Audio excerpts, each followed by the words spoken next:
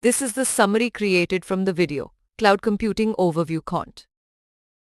Distributed systems allow applications to scale, improve performance, and provide robustness by coordinating processes across networked machines to solve complex problems.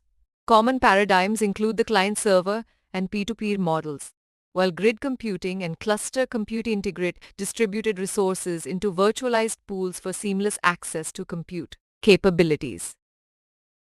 In utility computing, resources are available as needed and charged based on specific usage instead of flat rates, analogous to paying for utilities like electricity based on metered consumption.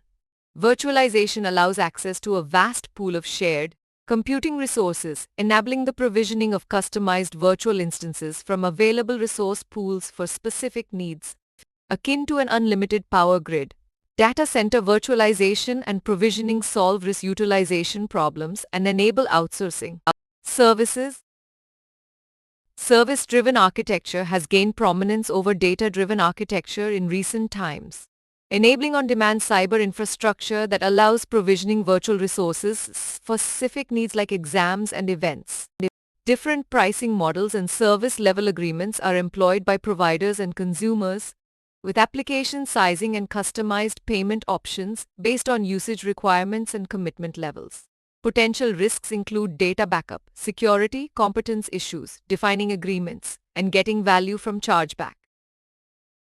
Distributed systems enable scalability, performance, and robustness, while utility computing provides on-demand resource access and pay-per-use models. Virtualization enables access to shared scalable resource pools, and service-driven architecture is gaining prominence over data-driven. On-demand cyber infrastructure allows provisioning for specific events and needs, but potential risks include data security, backups, service-level agreements, and chargebacks versus value. Please stay tuned for more summary videos.